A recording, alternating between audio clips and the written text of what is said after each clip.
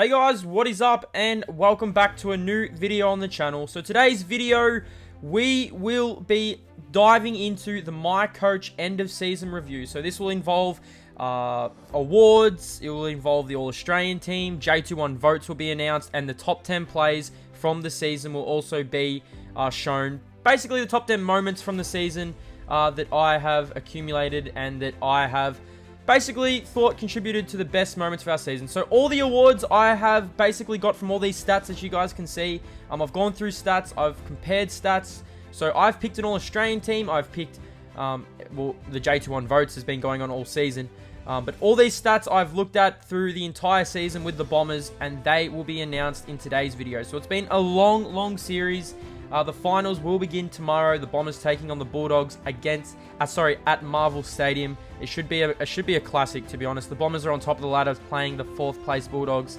Last time we played the Dogs, we only just got the job done. So the finals begin tomorrow, but today's video, it is the season review. I will be doing an Essendon Best and Fairest also in the next couple of probably days. Might be on the weekend, so look out for that. I'll go over every single game of the season. So if you're new to the channel and you just want to know what actually happened throughout the entire season, I'll be doing a Essendon Best and Fairest where it's just basically Essendon. But let's get into the awards, and why not start the awards off with probably one of our biggest awards of the season so far, the Coleman Medal. So Joe Daniher finished with 68 goals for the Bombers.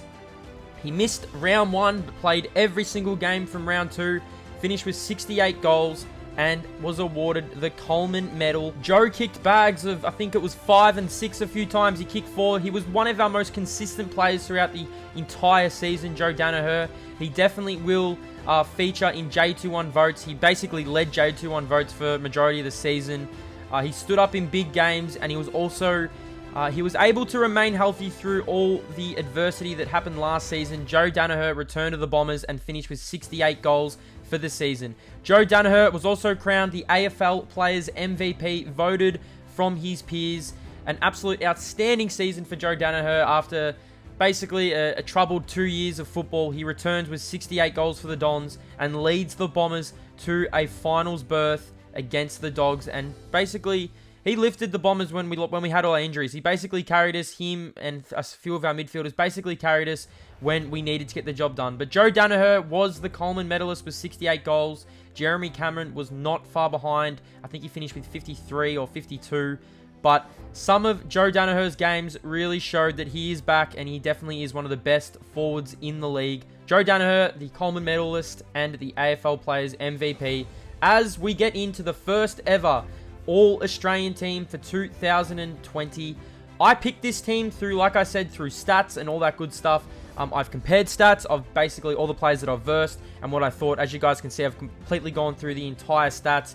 What position, what players should play in, and basically who deserves a spot. So let's start from the full back line. In the full back line, you have the first 3 players on the All-Australian team. It is my duty to announce Adam Sard from the Essendon Football Club, Darcy Moore from the Collingwood Football Club, and Jeremy McGovern from the West Coast Eagles. It is nice to see Adam Sard getting a spot. He missed a few games this season, but he definitely deserves a spot in the All-Australian team. Let's get into the halfbacks.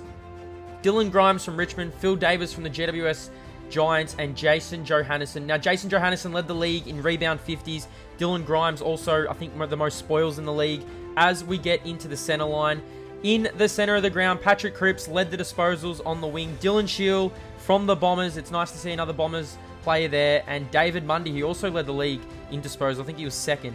Up to the half-forward line, we have Marcus Bontempelli, Jeremy Cameron, who came 2nd in the Coleman, and Lance Franklin from the Sydney Swans. A very dynamic half-forward line, I would say. Marcus Bontempelli, Jeremy Cameron, and Lance Franklin. In the full forward line, Lewis Taylor from the Swans. Now, he came 4th in the Coleman medalist. Had to put him in. Joey Daniher, of course, the Coleman medalist full forward. And Liam Ryan from the West Coast Eagles. Liam Ryan also was up there in the goals and goal assists, so I had to put him in. A very strong forward line, I would say.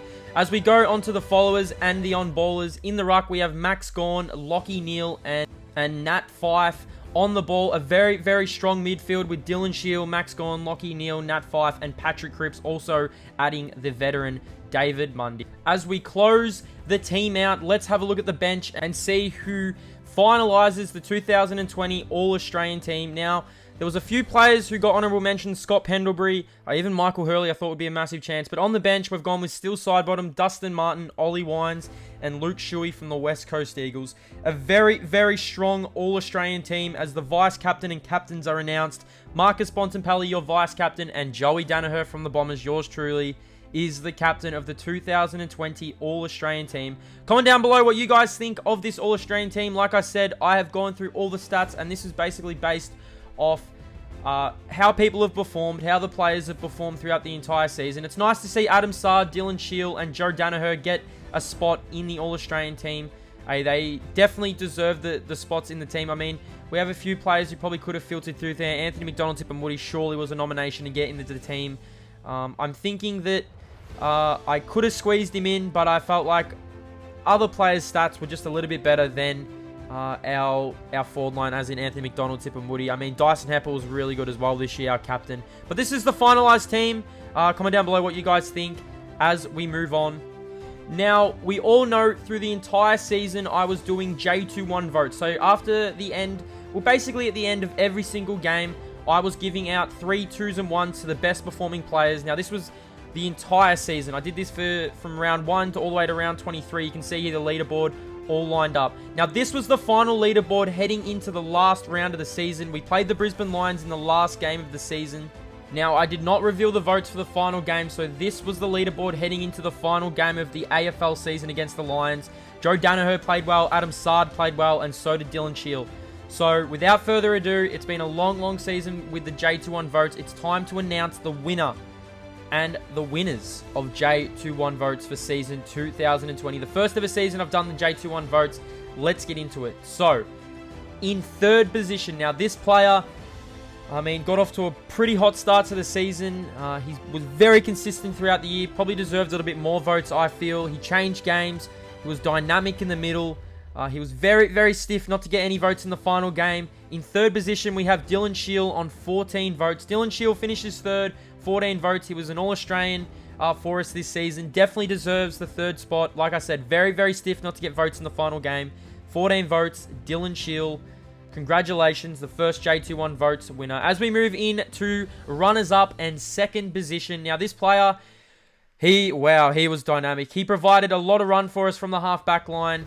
He kicked probably the goal of the year in our last video. I know you can guess it. Another All-Australian. Adam Saad finishes with 15 votes. Now, Adam Saad got 2 votes in the final game of the season. He finishes on 15. He gets the runners-up, an All-Australian, second in J21 votes. He probably would have won J21 votes if he wasn't injured. I think he got injured for about 3 or 4 weeks, but he still managed to finish second. Adam Saad is second place. Now, first place, I think we can all... we basically all know who will finish in first place. He was the Coleman medalist, the AFL Players MVP, the All-Australian captain. He dominated through the entire season. He led us out of mud when we had all our injuries and we faced the possibility of missing the finals. In first position for J21 votes, Joey Danaher finishes with 16 votes. It was very, very tight, very, very close, but Joe Danaher racks up his third award of this video, the AFL Players MVP, the Coleman Medal, J21 votes, All-Australian captain. Well done to Joey. It's good to see him healthy and back, and I can't wait to see him get ready for a massive, massive finals campaign, which starts tomorrow. I hope you guys enjoyed me doing these votes. It was a lot of fun through the entire season, picking the 3 best players. Joey Danaher, I mean, he deserves it. He kicked, I think, 68 goals for the season. He was our best player. Dylan Shiel, Adam Saad, also very, very good. It was great to see them make the All-Australian team. Andy McGrath also was very tight. I will release the leaderboard probably later on in the Essendon Best and Fairest, and we can compare who won the Essendon Best and Fairest and who basically got votes, because that voting system will be completely different to this. But J21 votes is wrapped up. I will be doing a finals MVP when the finals start tomorrow, so get ready for that. As we get into the final part of the video, the top 10 plays/moments from season 2020 for my MyCoach series. Let's get it underway at number 10. Let's kick it all off, and why not start with Irving Mosquito kicking his first goal for the club. It was great to have Irving Mosquito with the Bombers. He played, I think it was 6 or 7 games this season. Kicked a handful of goals for us, but have a look at his first goal. Absolutely superb. I think it was in round 9 against the Cats.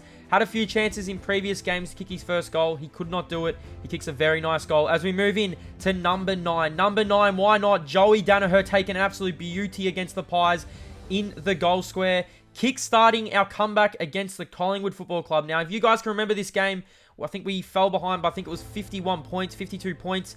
We came back. Now, we came back in this game. Jaden Laverty, Joe Danaher, Anthony McDonald, Tipper Woody were so great in this game. Brought us all the way back in the second half. Now, this definitely was up there with one of the greatest moments of the season. Tip and Woody running in, slamming a goal. Our biggest comeback of the season. We beat a top 4 team for probably... We only beat, I think, two top 4 teams for the entire season. The Bulldogs and the Pies. We came back from 54, 55 points down to win the game, and that is my number 9 moment. At number 8, as we're moving on the top 10 plays of the season, look at this goal from Darcy Parish. I know it's a quick one, but oh boy, what a goal from Darcy Parish from the boundary line. Definitely a nomination for number 8. Number 7, it was Darcy Parish again in this Collingwood game in the comeback. Have a look at this mark from Darcy Parish running back with the fly. Takes a strong mark, a superb mark from Darcy Parish. He gets the 2 spots through 8 and 7. Number 6, Andy McGrath, take a bow. Have a look at this mark from Andy McGrath. Sitting on the shoulders in round number 3. Oh boy, awesome mark from Andy McGrath. And we move on to number 5 of the countdown. Number 5 is David Zaharakis' game winner against the Bulldogs. We've got the Dogs tomorrow, so this is massive to look at. Kicks the game winner against the Dogs with only seconds remaining.